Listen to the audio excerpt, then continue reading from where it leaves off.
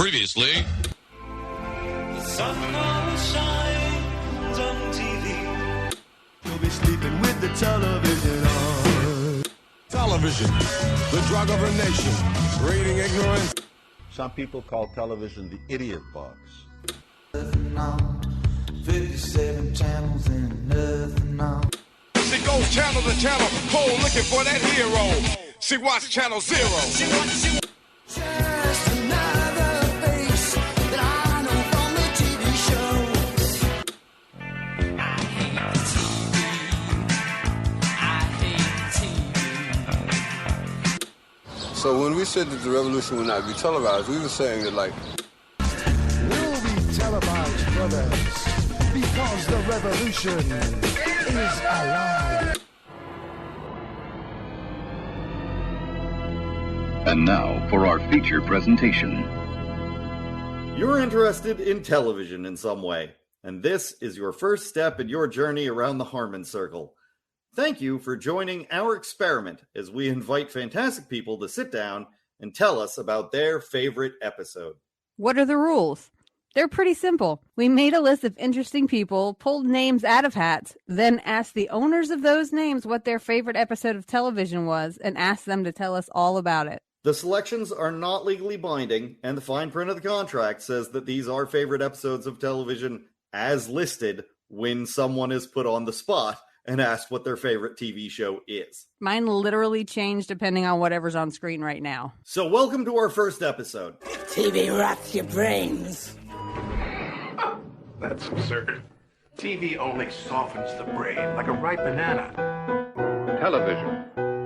Much of our future depends on the way we use this medium of communication. We really we knocked it out of the park on this one. The very first guest that we got, I gotta say, worked out just better than we could have ever asked for. We had in the host of Real Laughs on WTKS in Orlando, the winner of Florida's Funniest Comic, and winner of the Steve Harvey Stand-Up Spotlight, Ken Miller, who I first met under a title I don't think he likes to use as much anymore, as the godfather of Orlando comedy. I think some of the other comedians don't like it, is the deal there. I think he likes being like the Papa Bear. I see him more as like a Papa Bear of Orlando comedy. He's got all these little kids that he takes care of and watches them grow up and be awesome. He is definitely a mentor. He is definitely a mentor to some comics, which does come up. But I know that title just does not get bandied about the way that it used to. And Ken Miller, you always have to use his first and his last name too. It's always Ken Miller. Like when you talk about him, it's Ken Miller. Ken. He's Ken Miller. Yep, always. He chose Martin, and his favorite episode was from season 4, episode 23, and it was called "The Tooth Shall Set You Free." The show premiered in 1992 on Fox, and Fox was still something of a fledgling network at the time, and was trying to gather audiences that the other big 3 networks, had basically overlooked. This episode that we watched here of Martin aired in 1996. Snoop Dogg was an admirer of the show and was a guest on an episode. In 1995, Snoop was charged with murder, which led to the song "Murder Was the Case They Gave Me." And just before this episode aired, Snoop was acquitted. This episode, in fact, came out right before the album All Eyes on Me by Tupac was released, which was the last album that Tupac released while alive. Clinton was still president and about to ruin the office by lying about his affair with Monica Lewinsky. Mad cow disease wrecking the meat industry in England. A strange comet called something that I can't pronounce. Hayakutake? That sounds good to me. Okay. Is in the sky, and it won't be seen again for another 70,000 years, which I think that is cool as hell that we were alive for something like that. And Martin Lawrence just finished up the post-production for A Thin Line Between Love and Hate. That film caused him exhaustion and erratic behavior that would lead to lawsuits and the end of Martin, period.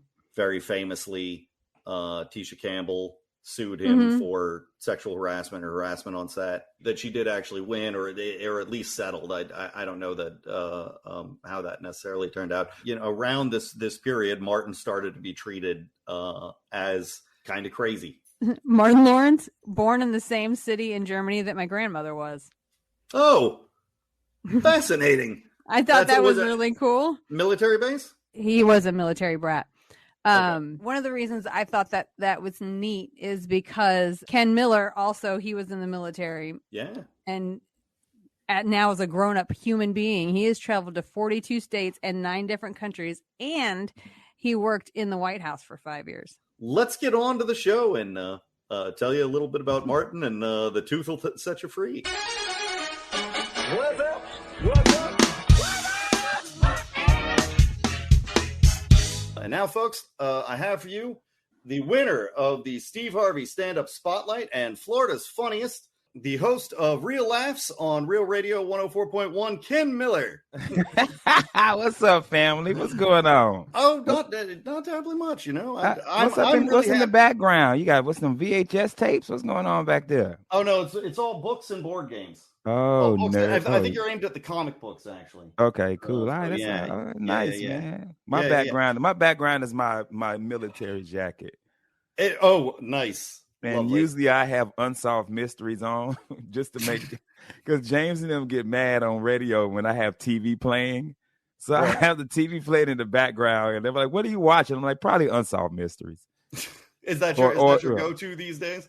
Yo, my background noise, I try to change because I work from home. Mm-hmm. So I usually have either Unsolved Mysteries, some, new detectives, Matlock, Martin, or recently New York Undercover. It was just the old 90s TV show. Oh, I remember. So now New York Undercover has been my new background noise now. So I have it in the background. But when customers call in, I have to mute it because, it gets picked up. So like the other day, they said the N-word.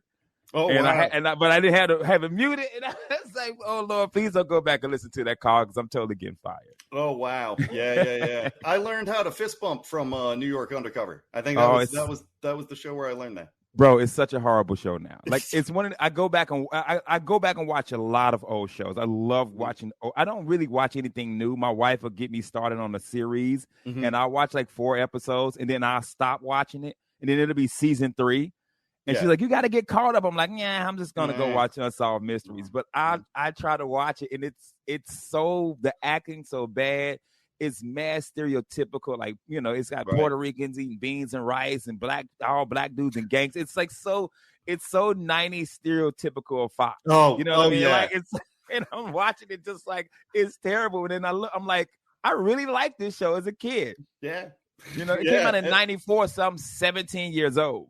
Right. You know what I mean? So it's like it got like hip hop, it got all this hip hop in it and R&B, and it was one of the first shows to have like the newest music on it, the newest hip hop music. So I was like, this is so dope. Then I'm watching it now. I'm like, yo, this is racist. Yeah, right. This is so racist, bro. But I couldn't stop watching it. It's like I couldn't stop watching it. Fox was so into the idea of like, hey, let's take everybody else's shows. And then it was a bunch of white producers sitting around going, let's take all these other shows, bro. Let's like blackify it. But it was white producers' ideas of that. Yo, because New York Undercover is Dick Wolf. And I think Dick Wolf did a lot of the like TV, like the cop shows, right? Right. Like a lot of he's Law and Order, man. So they were like, yo, let's make a black Law and Order. And that's what it is. But like you said, they got white writers. So Malik Yo be like, yo, let's go out, man. We're going to have a dope, fresh time. I'm like, who the fuck says that? Who was saying this? Like, nobody says that, bro.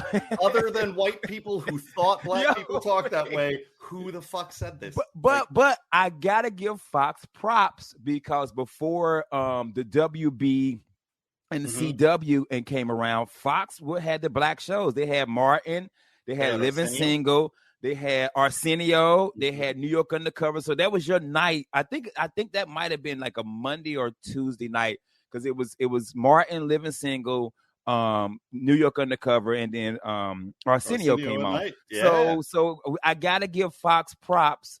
And Live in Color, they had in Live in Color. You know what I'm saying? So Fox was one of the first, major networks to throw on black shows, right? But they're like, hey, we're losing a whole demographic. Like, let's get something else on there. And I mean, Lord knows it had its.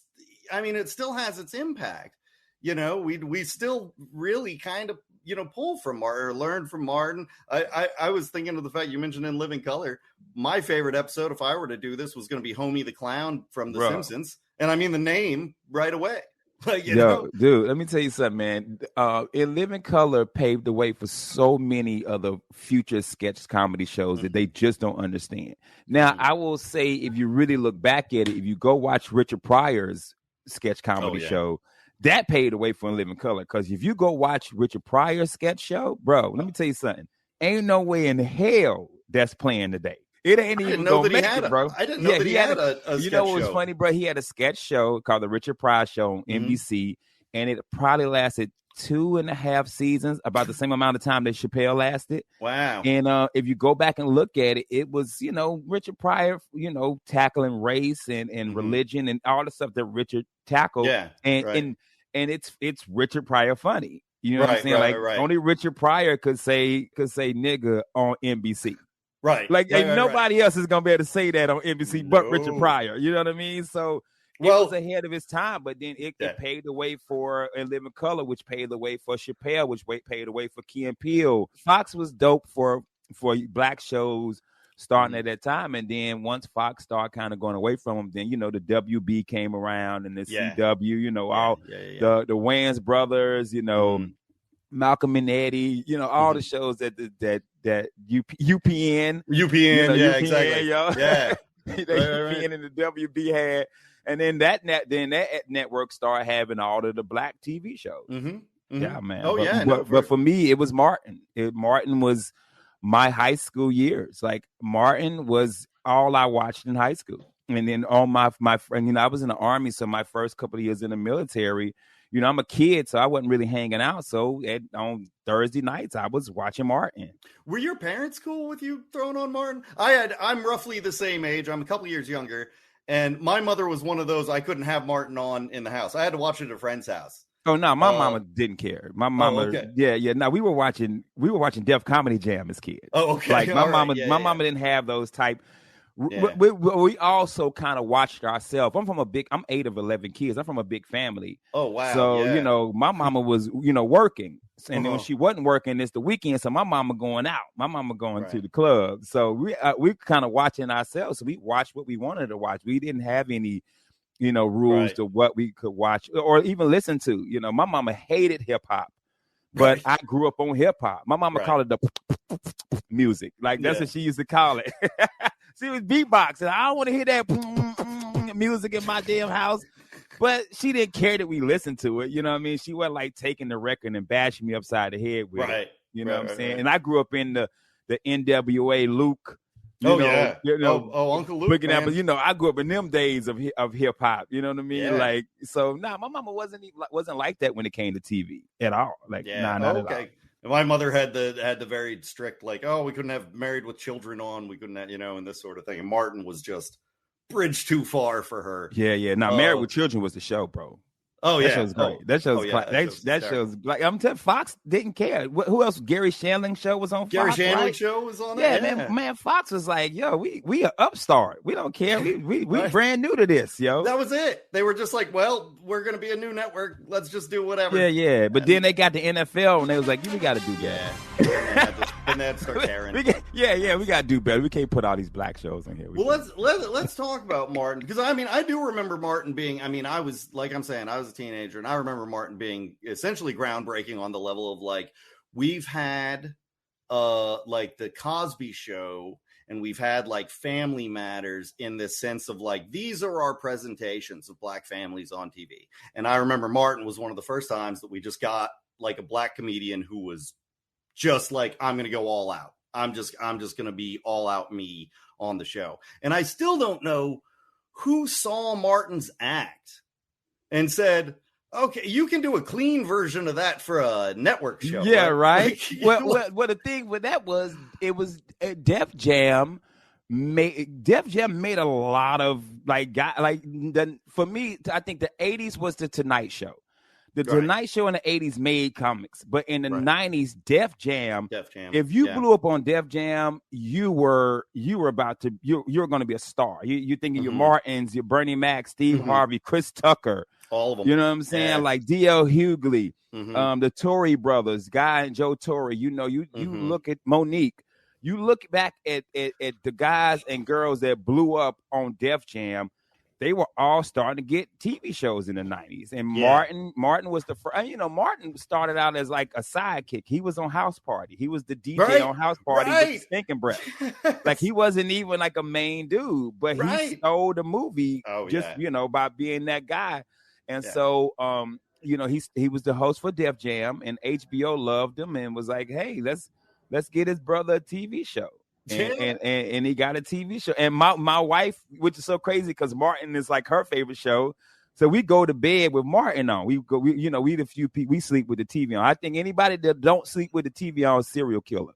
But we sleep with the TV on. But me and my wife had this argument. I don't like the first season of Martin.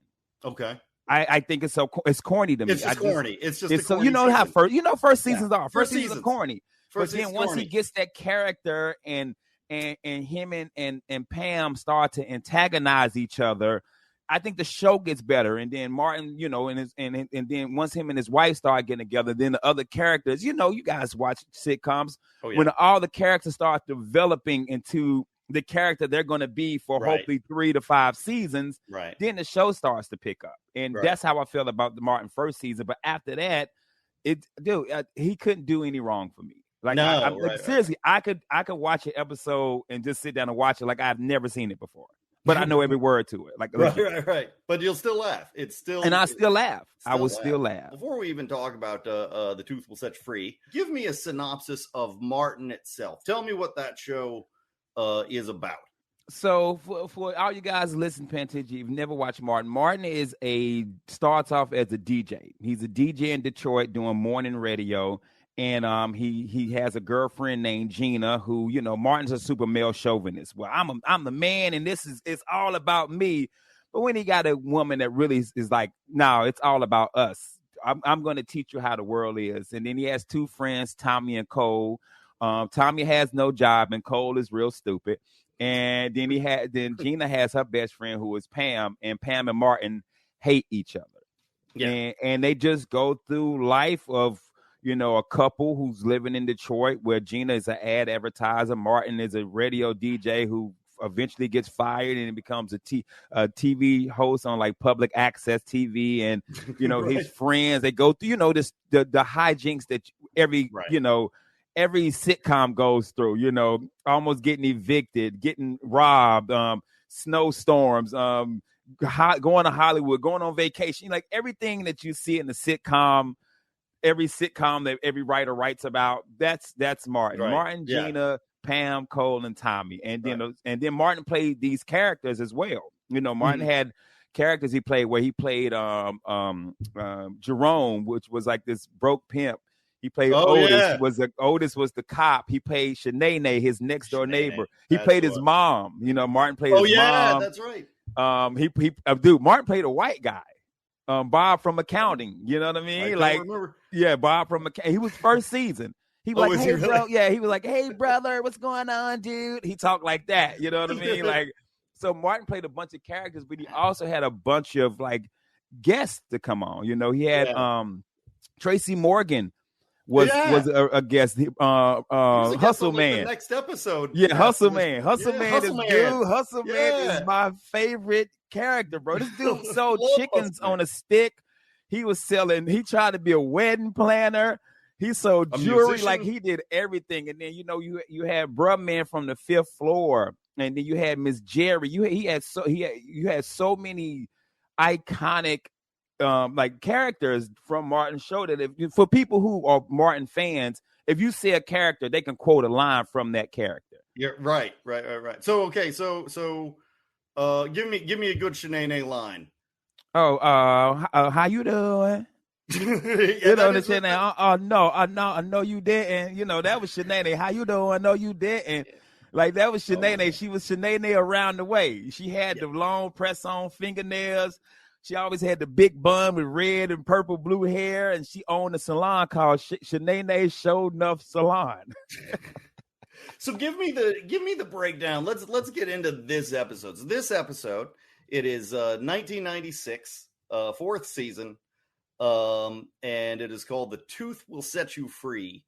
Before we get into why you picked it and so on, just give me a summary of the episode. The summary of the episode is Pam, who is Martin's enemy, and his wife's best friend is Martin's enemy, and she can't find him. She can never find a man, and so Gina tries to hook her up with a guy that's a artist, like a painter, like Picasso, and the Black Picasso. But she can't go on a date because she has a toothache, and then she finally meets Picasso, and he's so handsome. So they finally get her to go to the dentist, but she's scared of the dentist. So in order to get her to go through the dentist, she gets hypnotized. But when she gets hypnotized, the dentist tells her Martin says, you need to be more like me, be more like Martin. And then she's hypnotized, and then she's Martin the rest of the show, which makes it funny because they hate each other. Oh, yeah. So for her to turn in this to the person she hates more than anything, it's hilarious to me. It's my favorite episode because she, to the point, if you can catch it where she's acting like Martin, you can see him break character like 3 or 4 times because she plays him so well. And then finally at the end of the episode, they end up getting her breaking the hypnotist, but then somebody else, Cole, becomes hypnotized and he becomes Martin. But what makes it my episode is the fact that they hate each other, but she can play Martin so well. Yeah. Right. Oh, yeah. Tashina Arnold there. She's so great. She's so great. She's so good. Dude, me and my wife talk about this a lot. She didn't get a lot of credit in the 90s for being a great comedic actor. Yeah. Like even if you see her on The Neighborhood, the new Cedric the Entertainer show, she's funny on there. Like I don't think she gets a lot of credit for being, because I don't know if the last season of Martin, Gina wasn't on it because of the sexual harassment lawsuit she had with Martin. Right. So Pam had to carry that side for the ladies. Mm-hmm. And it was episodes of Martin that it was just Pam. Mm-hmm. And the rest of the crew wasn't there, and she carried those episodes. And her comedic time, and I don't even think she was a comedic actor. Oh yeah, I don't think she was, but her comedic timing was great. And I don't think Tashina Arnold gets enough credit in the 90s for being such an amazing comedic actor. I really don't. No. I would agree with that. I think that might also just be a problem where we don't, for some reason, recognize women in sitcoms the same way. True. Very true. But Tashina Arnold, man, she really was hysterical. And this episode, like you're saying, just if you want to see the her genius, like just nailing the timing, is her doing this dead on Martin impression. Dead on. It's dead on. So like everything she does, the scratching of the Martin, the walking like Martin. Yeah, the scratching, man, I'm hungry in the mug. You know what I mean? Like, I know. Oh, when he tells her, when he says that he just sold a piece for $5,000, she said, "You about to get broke off?" And she does the flip and the split, bro. Dude, to this day, if me and my wife see something we don't like, we be like, "Yo, that's straight up witted in the whack." Like me and my wife still do that to this day. Like we went to go see Moonfall last night. And we was like, "What do you think of the movie?" My wife was like, "Witted in the whack," and I was like, we to this day. But I think my favorite part of the whole episode is when they kick Picasso out of his own paint showing. They're like, somebody done told you wrong. Because if you watch Martin kicks people out of his apartment. That's the Martin thing. He kicks you out of his apartment. And they were just looking at each other like, and then they throw everybody out. They throw everybody out. And the look on Gina's face is like, these two motherfuckers, like. I love how like when he sees that she's acting like him, he's immediately like, he's mad. This is my best friend now. Let's go hang out. So in the beginning, he's like, "Yo, let's go hang out." Like you ain't never want to hang out with me. No. But then when he realizes that Pam is biting, he's like, "Yo, you done stole my stilo." Oh, and they just walking in circles. And then Picasso come out there. And he was, and they were, when they were telling him to move the slide, I'm gonna talk to Picasso. And then they said, get the stepping and throw Buddy out his own art thing, bro. Oh, classic television. It's classic. like, it's great. It's great writing. It's funny writing.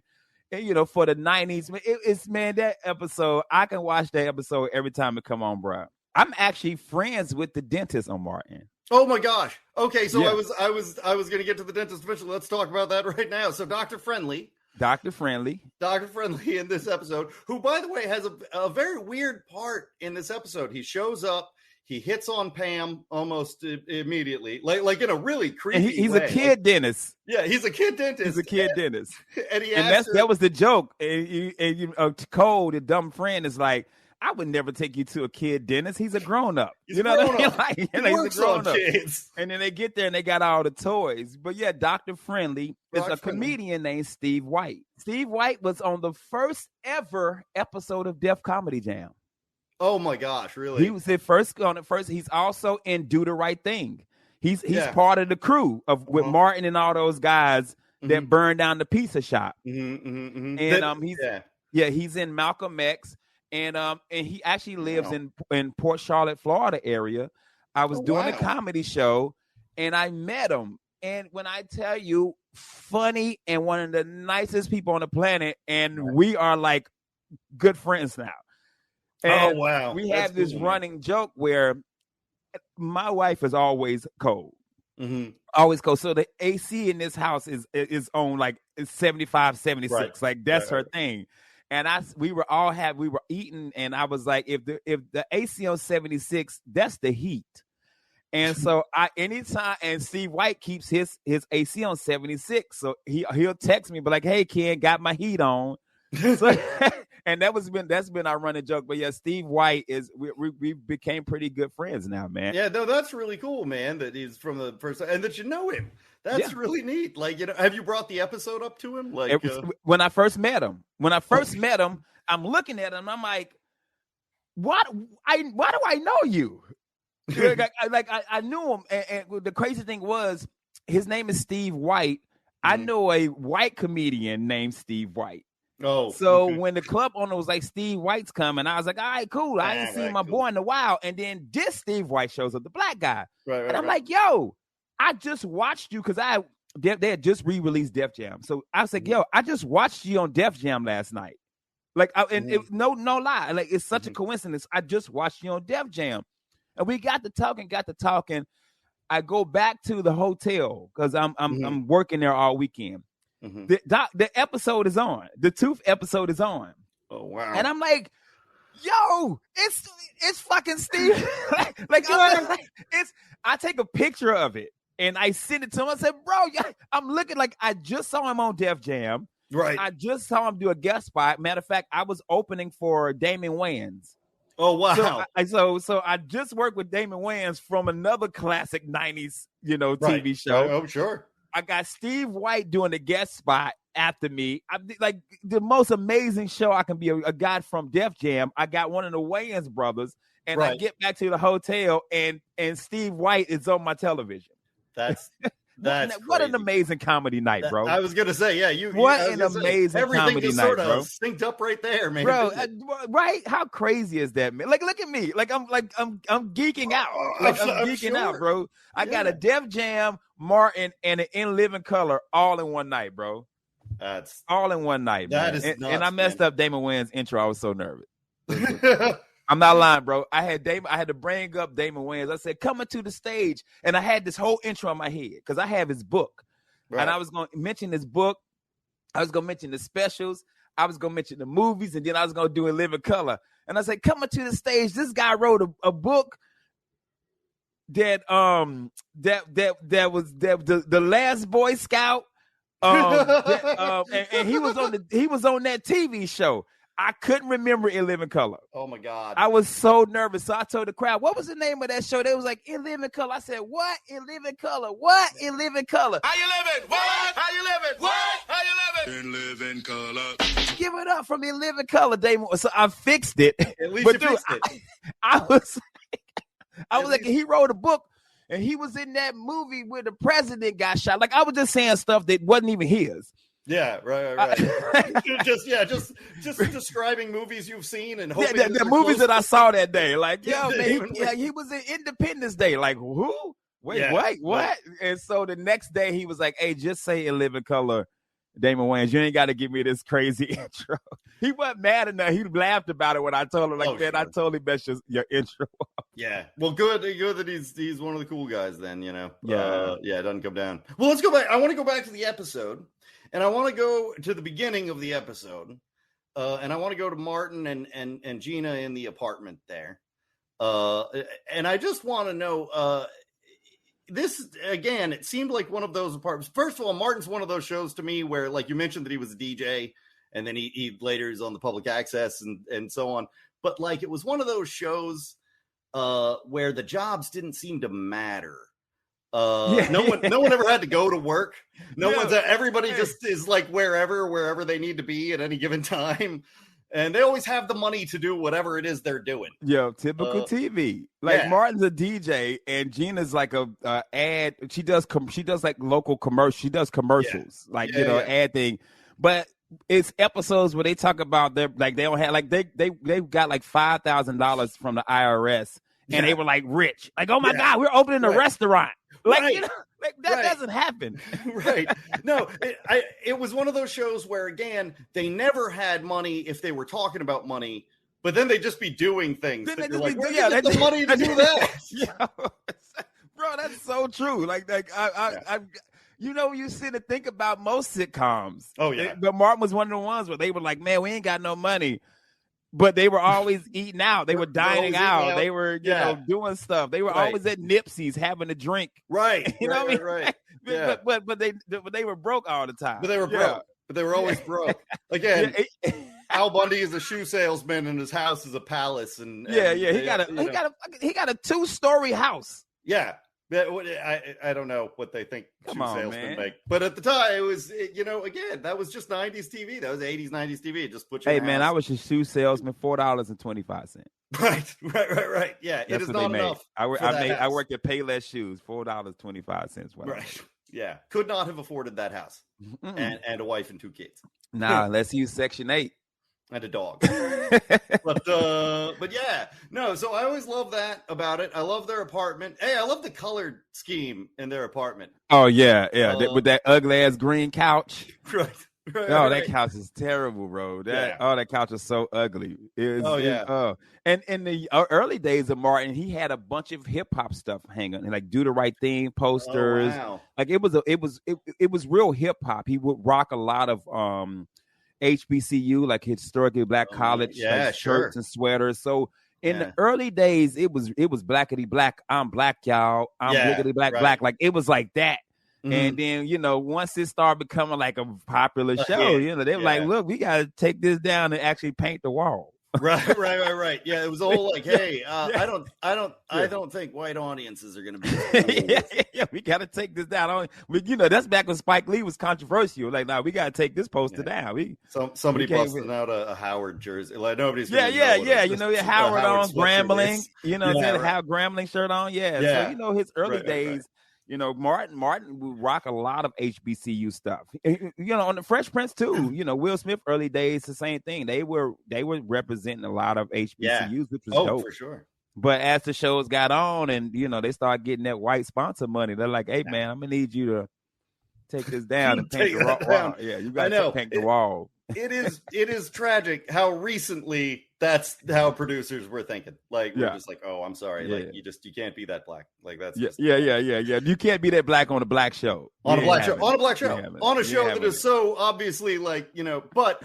And they had black writers. I actually know a few of the writers. Like one of my good friends, Guy Torrey, wrote for. He was a what do they call it when you first start working TV show? You the guy that runs around and do shit. We're talking about a gopher. Right. He was one of them cats. So he ended up writing the most iconic Martin episode ever. Yeah. You remember? I don't know if you remember Chilligan's Island when Martin gets in fight with the dog that runs into the. He's on vacation and the real shit. Yeah. And then this animal comes in and they end up fighting that animal. It's the most iconic Martin episode ever, and Guy Torrey wrote that episode. Oh, wow. Yeah, Guy All Torrey right. actually wrote that episode. And every time I see him, he says you can't do TV like that anymore because people think it's like coon and buffoonish.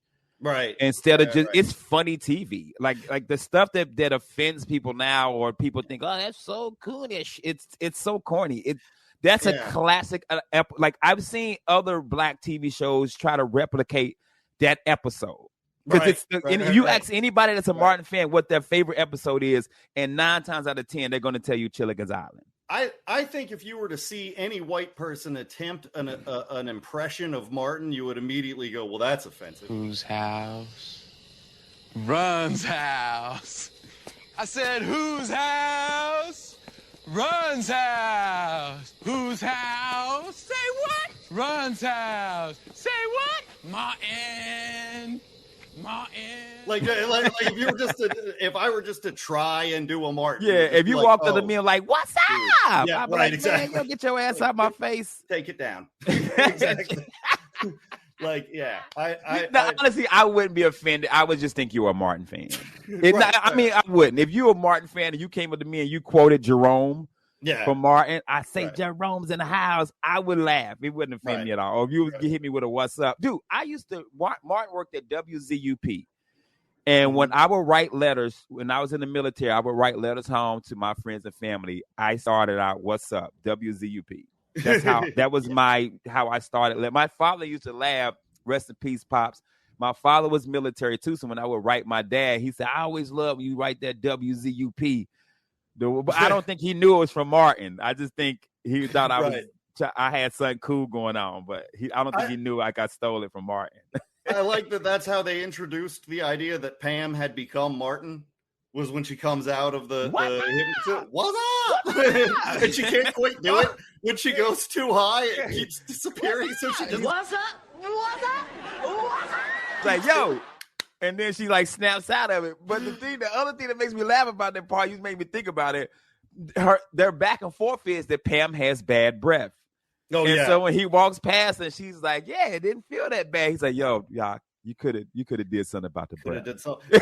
You know, and you could have did something about the breath. It was okay. So I had a whole thing about that exchange. That exchange like weirded me out because in that show, Martin is making fun of Pam, but we, the audience, know Pam is not an unattractive woman. No, Pam is a perfectly attractive woman, not at all. And so on. So it's kind of like Al not wanting to sleep with Peg Bundy, and we're like, what the hell's wrong with you? What's going on? Yeah. Right. Well, for most people in our community, it's the colorism thing. Yeah. You know, Gina's light skin, Pam's dark skin. Right. So she's gonna be, the butt of the jokes the dark skinned woman is. You know what I'm saying? But if you ask anybody that watched that show, Pam bad. Pam was badder than Gina. Pam's badder than Gina. If you want to Pam's keep bad. it real. Pam's hot, and again, we all knew that it was like it's just Martin being a jerk, right? It was just their hate for each other. Martin. Like they just hated each other. In that moment, when he gets on about the breath, when he goes to the doctor about it, and I'm like, man, that wasn't for anyone else's benefit. Like he's not insulting her to her face. It's not like funny to her or anything like that. It's him being very serious. Like that's their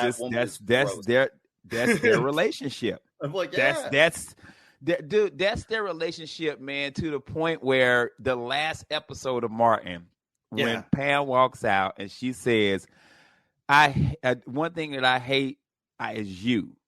Yeah. But I also hate that you're leaving. Yeah. You know what I mean? Like, they had to show that they couldn't stand each other, but they still loved each other. They still loved each other. But yeah, dude, when he was like, yo, Doc, you could have did something about her breath. Yeah. Oh, I hear you. Yo, man, I love that episode, bro. We mentioned that episode's classic. We mentioned basically Gina's lawsuits there. Tisha Campbell's lawsuit eventually, and she walked off the show and so on. Do you think any of that tension was visible in this episode? No, they did a great job. Yeah. But those issues didn't happen. That happened like the last season. Yeah, right. So you saw Gina on the first couple of episodes of the last season, and she was just gone. And then she's gone. But they did such a great job. And I'll tell you the truth, I didn't know about it till 10, 15 years ago. Like I didn't doing the show, because you gotta think we're in the 90s, bro. We ain't got social media, right? We don't know everything that's happening with Kanye and Kim. You know what I mean? Like in the 90s, if somebody had an issue, we didn't have TMZ wasn't around during that time, if I'm not mistaken. Like we didn't have this, so I didn't know about their issue. I just figured maybe Tisha was going to have a baby. Maybe she was tired of the show. Maybe it was a contract thing. Like I honestly didn't know until like years later about the issue had. Now they've squashed that. They've all came out and they're all good friends now. Tommy died. I did not know died. that. So Thomas died.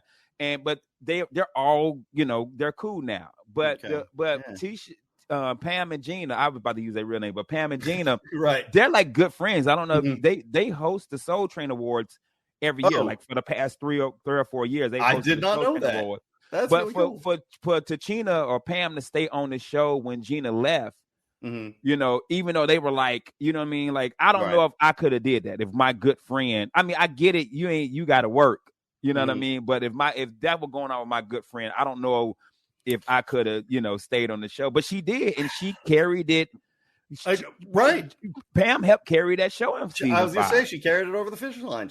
They really did, yeah, man. But if they had any type of I mean, Cole and Martin had beef. Like, did they really? Yeah. Cole talks about that in interviews, that Martin was kind of an asshole. Like once he started getting famous, $10 million movie famous. Yeah, he was, and then this is in interviews. I wasn't there, so if you watch this.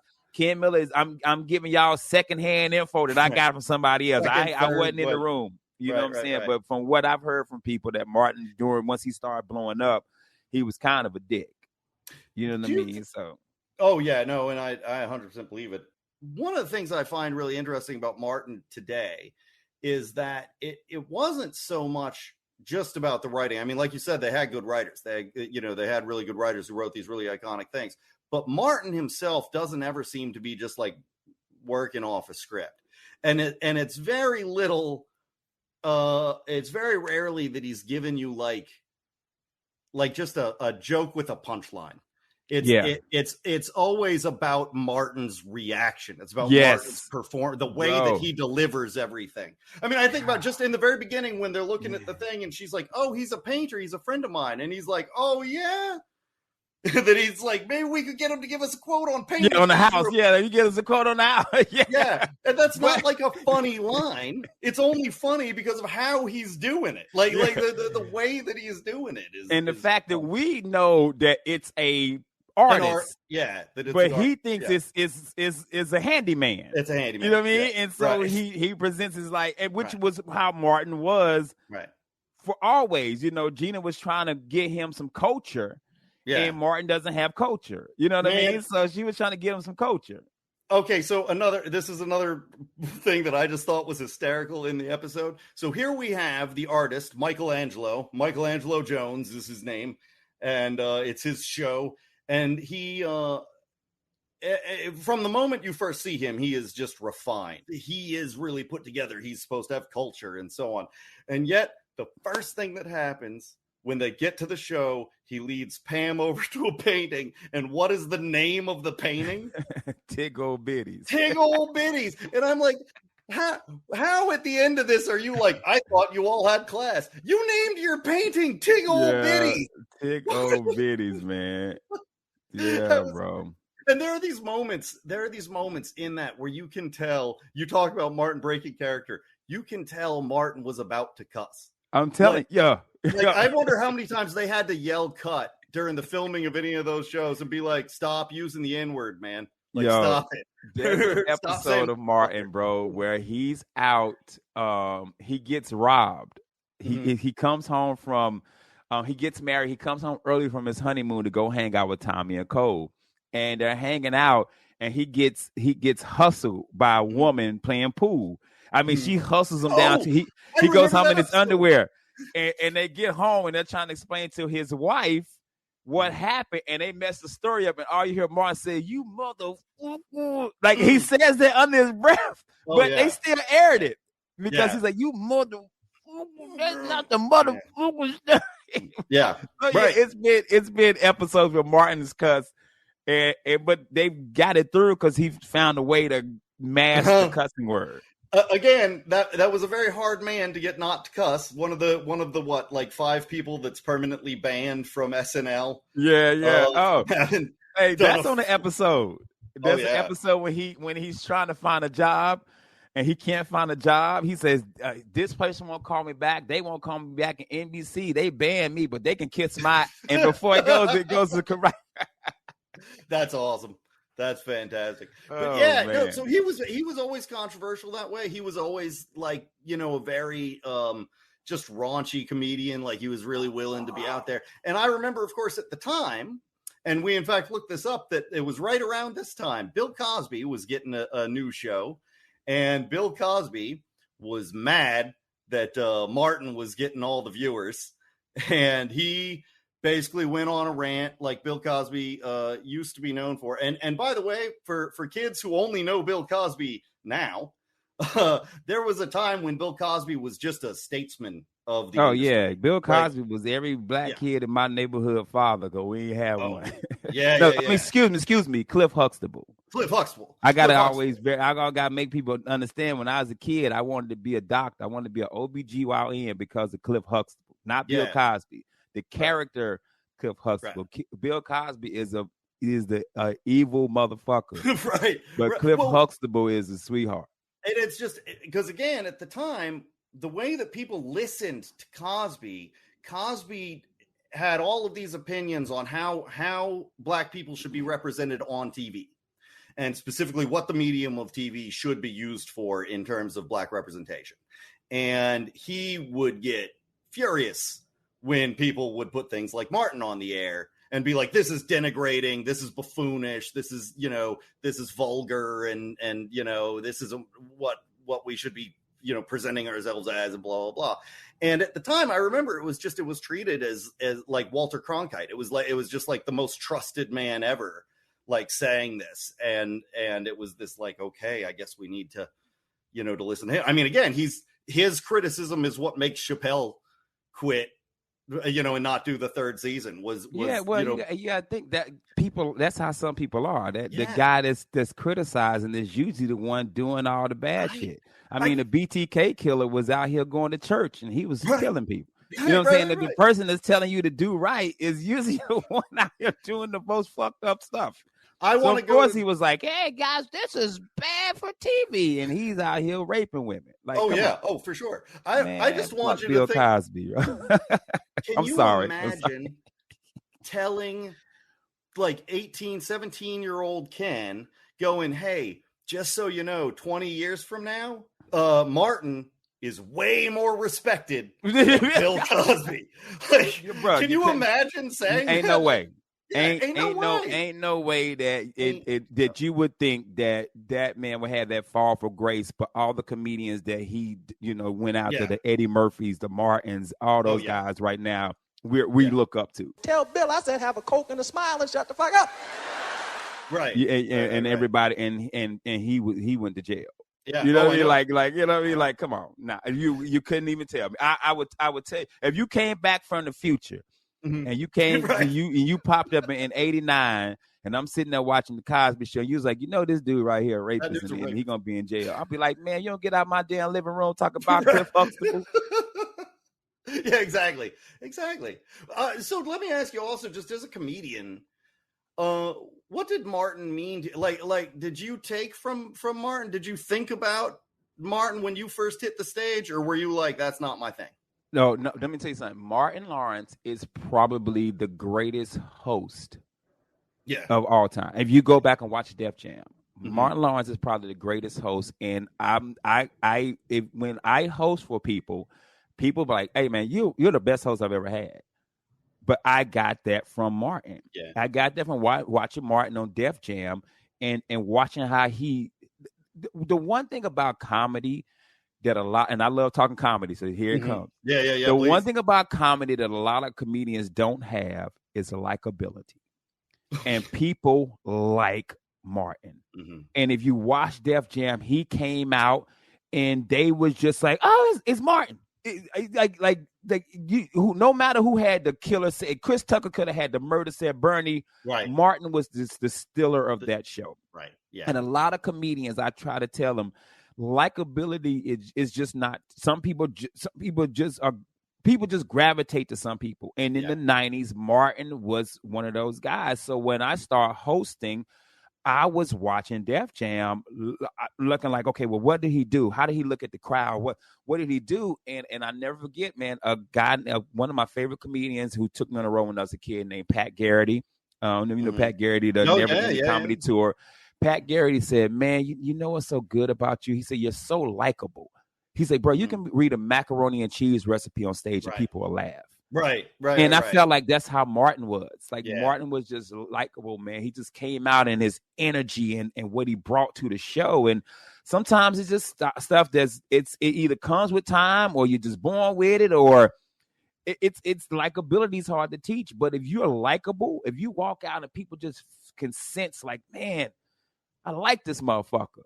You pretty much do whatever you want to do on stage. You know, Martin came out on stage in his drawers. You know what I mean? Like a lot of times you likable, man. So when it comes to the Def Jam, yes, when I was 18 or 19, even in high school, we were talking like Martin during Martin. We were quoting Martin in school. You know, I'm a high school. Martin was on from.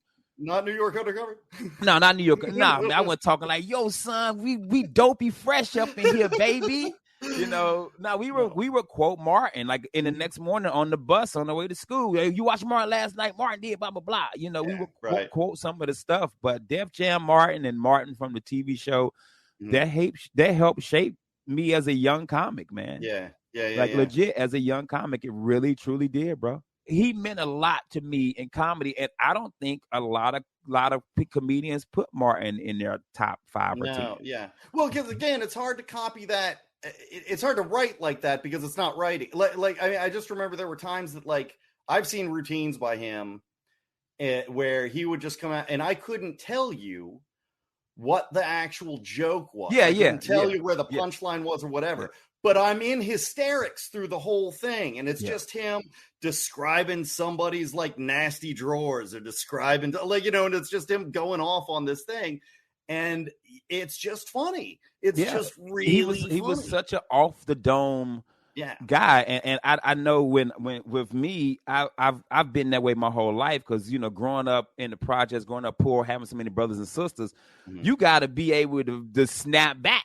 Right. You got to be able to be, you know, I had, when I was in middle school, I had 2 pair of pants and me and my brother 3. Me and my brother shared. So if I wore Monday, Wednesday, and Friday, he wore Tuesday and Thursday. Oh, wow. But I had to be able to defend myself when people wanted to come snap on me. So that's how I got funny at an early age was I started off, first of all, making fun of myself before somebody else can even make fun of me. Right. And then once I got mastered that, I'm like, oh, so you want to crack on the pants I had on? Or let's talk about your teeth. Or let's talk about the jacket. Let's talk about your, like, I learned that. And so that got me to be quick. So, you know, they would call it, my friends would call it, oh, Ken about to get raw on you. And then I would be like, oh, we crack. And then I would pop. And that's how I learned in an early age of how I can walk out and spot something in the audience. And I automatically, I'm on them. Like I did a show last week and it was every comedian before me was dirty. It was like cussing, N-word, B-word, cuss. Right. And it was a group of older black women next to the stage. Now, they were having a good time, but I was looking at them like, okay.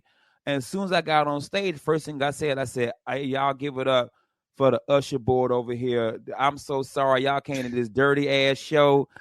Look, we gonna pass around this collection plate for these church ladies. Y'all up here doing all this cussing. They got church tomorrow. They got Bible study after that. Like I was seeing them, and I already had in my head, oh, they work at they Bible study ladies. Yeah, you know what I mean. And then they were dying laughing. And then I went over to the next table. And I was like, oh, you know, so my first 3 minutes of my set is just me recognizing all these people sitting up front who are like, I just, the show's great, but oh my God, I just sat through so much dirt, and the look on their faces, and I had to address that before I got into my comedy. But that's come from years of me being able to see something, spot something, and make something funny out of it. All right, man. Listen, I think we got the episode where we wanted. I do want to give you a chance, though. Plug, tell us where people can hear you and find you. Check me out, bro. I'm on Facebook, Ken Miller Comedy. That is my fan page. Please go like it. I'm also on Instagram, Ken Miller 30 on Instagram. Go follow me there. I recently started blowing up on TikTok. Vids by Ken. I went from 200 followers to 27,000 in the past 21 days off of these creepy, funny commercials. So if you guys know any creepy, funny commercials, send them to me, bro. It's crazy. It's crazy how that thing blew up, bro. And also, man, I got a radio show. You can listen to me on Real Labs 104.1 Monday through Thursday in Orlando, or you can go to iHeartRadio, search Real Labs, so you can listen to us there. And if you miss any shows, you can check the podcast out. And we also upload our shows to YouTube as well. And if you like me, I got some comedy clips on YouTube. Just search Ken Miller Comedian. And I'm super friendly. You send me a message. I love talking to people. Like, for real. We've been doing this for 50 minutes. I done talked for 40 of it. I was going to say, yeah. Dude, I love talking comedy. I just did a podcast before you guys. I did another podcast last night about comedy. Some kid found me on TikTok. And he hit me up about TikTok, but then he told me he wanted to be a comedian. And then, of course, I got into Godfather mode. So what you want to do is you want to go ahead and start writing. I start because I love talking comedy. I'm 15 years in this, man. I love mentoring comedians. I got some kids, some young kids out in L.A. I done mentored and then went out to L.A. doing good. I got another crop of Orlando comics that are doing great on social media that I'm trying to get their ass to leave. So because I got another crew of young comics I want to bring up. I love talking comedy. I love mentoring young comics, man. I think it's what God put me here to do, man. And then it's what I'm here for. So, man, I appreciate you having me on. Let me run my goddamn mouth, bro. Oh, man. Thank you for doing it. This was exactly, I think, what we were looking for. Like this was better than I think we could have hoped on that for the first show, man. So I really appreciate it. No problem. And we will see you in the near future, man. All right, man. Y'all have a good night, fam. I'm about to go drink the Crown and smoke a cigar. I love Ken Miller so much. Oh yeah, Ken is an amazing guy to talk to, and it's so helpful to have somebody who A, knows podcasts, but B, just wants to talk. Mm-hmm. And he was obviously passionate about the episode that he picks, and I have to say, like, when I approached him about doing the show, he got back to me with an episode within like 5 minutes. Like, he knew immediately what episode he wanted to talk about today, and he was ready for us. Yeah. Oh yeah. I mean, I cannot imagine that every guest we have is going to have performed with people who were in the episode. And he knew the episode so well also. Oh, yeah. I love that. I love when somebody like obviously loves something with no shame. Oh yeah. And that's what he did all over Martin today. All over Martin. I know. And that's the best. And that's what we invite all of our guests to do. Get rid of the term guilty pleasure. Get rid of any shame you have for anything that you've ever watched. Just tell us, what do you like to watch and why? And until next time, when you can hear us again. Maybe the next one will be your favorite episode.